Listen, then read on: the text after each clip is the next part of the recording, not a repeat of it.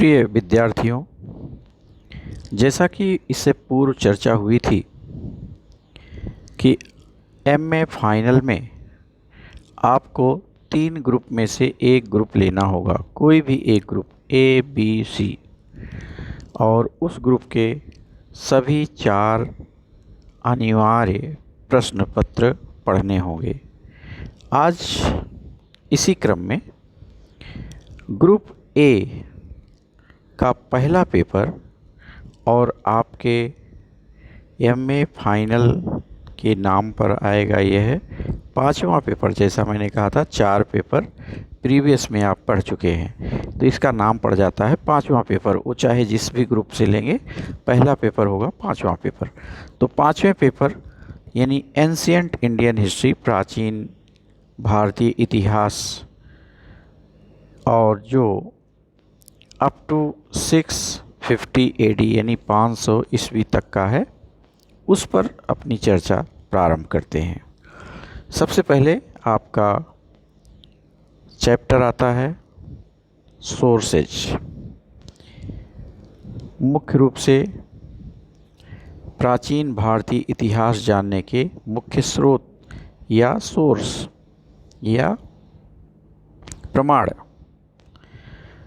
इतिहास का अर्थ, जैसे कि पहले से हम जानते हैं, 3 शब्दों से इतिहास बना है, इति, हा और आस, जिसका अर्थ है यह निश्चय था, यानी यह निश्चित रूप से था, जिसको हम कहते हैं इतिहास।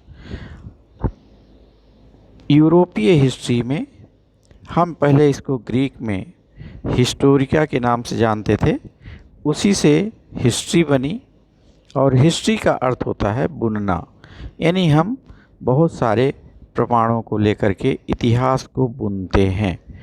और इसी आधार पर बुनने वाला, चूँकि सबसे पहले हिस्टोरिका लिखने वाला हेरोडोटस था, तो उसे फादर ऑफ हिस्ट्री कह दिया गया। यद्यपि यह बात भारतीय संदर्भ में सही नहीं लगती, ये है फादर ऑफ हिस्ट्री नहीं हो सकता, क्योंकि हमारे यहाँ बहुत पहले से इतिहास की अपनी परिभाषा के अनुसार इतिहास लिखा गया। हमारे पास बहुत सारे ग्रंथ, ऐतिहासिक ग्रंथ हैं जो उपलब्ध हैं।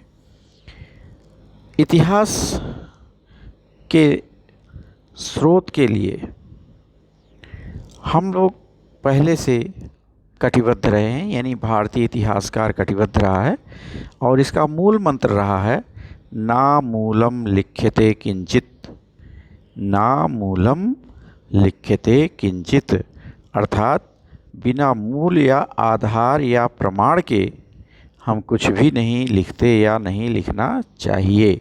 तो इस तरह से हमारे पास इतिहास के बारे में मिलता है कि हम बिना प्रमाण के कुछ भी नहीं करेंगे।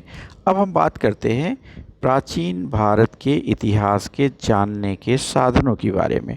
सबसे पहले इतिहास जानने के साधनों के बारे में जब चर्चा करते हैं, तो हम सारे प्रमाणों को इकट्ठा करते हैं।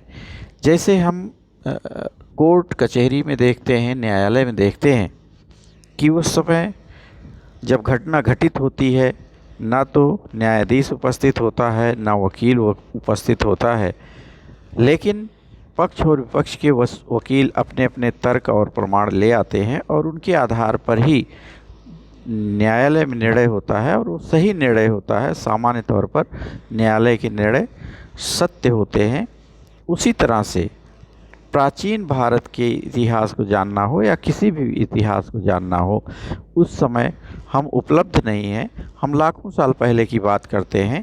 उस समय निश्चित तौर पर हमारी कोई अवस्था नहीं होती, हम होते नहीं हैं, तो हमें उस काल के बारे में जब लिखने जा रहे हैं तो हमें प्रमाण चाहिए होता है। तो जो प्रमाण हमारे पास उपलब्ध होते हैं, अगर सारे प्रमाणों को हम एक साथ मिला लें और एक साथ मिला करके उनका अध्ययन करना चाहें, तो यह एक कठिन काम होता है। लेकिन फिर भी हम सारे तथ्यों को अगर इकट्ठा करते हैं, तो सबसे पहले हम देखते हैं कि यह 2 तरह के तथ्य हमारे सामने आते हैं। एक तथ्य तो वह होते हैं जो लिखे लिखाए गए हैं, कहीं न कहीं लिख दिया गया है, किसी न किसी रूप में लिख दिया गया है। तो इस तरह से जो लिखित हमारे पास इतिहास है उसको हम कह देते हैं साहित्यिक साक्ष्य, साहित्यिक स्रोत। यानी हम साहित्य के माध्यम से इतिहास को जानते हैं। अगर हम साहित्य के अलग की बात करते हैं तो हमारे पास बचते हैं सामान। हम बहुत सारे पुराने सामानों को देखते हैं और उनके आधार पर यह निर्णय करते हैं कि यह सामान, यह औजार, यह हथियार, यह घर, यह स्मारक किस रूप में कैसे हमारे लिए उपयोगी था, कब क्या किया गया होगा। तो इन सब जो इस तरह के भौतिक मटेरियल हमारे पास होते हैं उन सब को हम कहते हैं पुरातात्विक साधन। और पुरातात्विक साधन में अब बात आती है कि पुरातात्विक किसे कहें। तो एक सामान्य जो आर्कियोलॉजिकल सर्वे ऑफ इंडिया ने शुरू से ही माना था, कनिंघम के समय से ही माना है, उसके पहले तो ये मानते हैं कि 100 साल पुरानी वस्तुएं, 100 साल पुराने मटेरियल्स को हम पुरातात्विक साक्ष्य के रूप में ले सकते हैं, पुरातत्व के अंतर्गत ले सकते हैं। क्योंकि हमारे 1 सेकेंड पुराना भी पुराना ही होता है, तो ऐसा नहीं है कि हम उसको पुरातत्व में ले लें। 100 साल पुराना कम से कम होना, ये पुरातात्विक साक्ष्य के रूप में हमारे पास माना जाता है। अब हम बात करते हैं साहित्यिक साक्ष्यों में। तो साहित्य, पहले साहित्य के बारे में भी बहुत सारी परिभाषाएं हो जाती हैं, लेकिन जब हम एक से अधिक शब्दों को सहितमित साहित्य कर देते हैं कि सब कुछ एक साथ मिला देते हैं तो साहित्य बन जाता है कुछ शब्दों को बना के। तो अब इसकी परिभाषा अलग अलग विद्वान अलग अलग ढंग से देते हैं साहित्य क्या चीज़ है। हम सामान्य तौर पर जो साहित्य जानते हैं उसी अर्थ में इसे यहाँ पर लेते हैं कि लिखी गई कुछ चीज़ें, चाहे वो पन्ने पर लिखा गया हो, कागज़ पे लिखा गया हो, तामपत्र पे लिखा गया हो, भोजपत्र पे लिखा गया हो, कहीं भी लिखा गया हो, हम उसे साहित्य के रूप में लेते हैं। तो अब हम साहित्य के बारे में भी जब जानना चाहते हैं कि साहित्य से हमें इतिहास का ज्ञान कैसे होता है, तो यहाँ भी हमें देखना पड़ता है कि साहित्य भी बहुत बृहद है। तरह तरह के साहित्य हमारे सामने उपस्थित होते हैं। अब हम इन साहित्यों का भी वर्गीकरण करते हैं, क्योंकि अगर वर्गीकरण नहीं करेंगे तो निश्चित तौर पर हमारे साहित्यों की संख्या बहुत अधिक होगी और हम उन्हें एक में मिक्स कर देंगे तो बहुत ज़्यादा घाल मेल हो जाएगा, सही निष्कर्ष नहीं निकल पाएगा। अब हम साहित्य में अगर हम बांटने की कोशिश करते हैं तो मुख्य रूप से इस साहित्य को 2 भागों में बांट सकते हैं। मोटे रूप से अगर हम देखें तो साहित्य को 2 भागों में बांट सकते हैं। एक वह साहित्य होते हैं जो कहीं न कहीं हमारी धर्म से जुड़े हुए हैं, हमारी आस्था से जुड़े हुए हैं, जो हमें धर्म के बारे में बातें बताते हैं, उनके क्रियाकलाप के बारे में बताते हैं, उसके इतिहास के बारे में बताते हैं, उसके करने और न करने की औचित्य के बारे में बताते हैं, ईश्वर से साक्षात्कार के बारे में बताते हैं, या जिस भी धर्म को मानने वाले हैं उस धर्म के अपने गॉड के बारे में, अपने परम सत्ता के बारे में बात करते हैं। तो ये होते हैं धार्मिक साहित्य। इस तरह की बातें जहाँ लिखी गई हैं वह सब धार्मिक साहित्य के अंतर्गत आते हैं। तो हम इस साहित्य को भी 2 भागों में बांटते हैं। पहला है साहित्य वो जो धर्म से जुड़ा हुआ है, धार्मिक साहित्य। दूसरा हम कहें लौकिक साहित्य, जो हमारे लोक से जुड़ा हुआ साहित्य है, सामान्य साहित्य है। धर्म के अतिरिक्त जितने भी साहित्य हैं हम उनको लौकिक साहित्य कह देते हैं। इस लोक के साहित्य जो दिखाई देता है हमें भौतिक जगत में, उसके बारे में किस्से कहानियाँ हैं या ऐतिहासिक ग्रंथ हैं या विदेशी यात्रियों का विवरण है, इस तरह की बातें हैं, तो इन सब को हम इकट्ठा लिख लेते हैं। ये हमारे लौकिक साहित्य कहलाते हैं।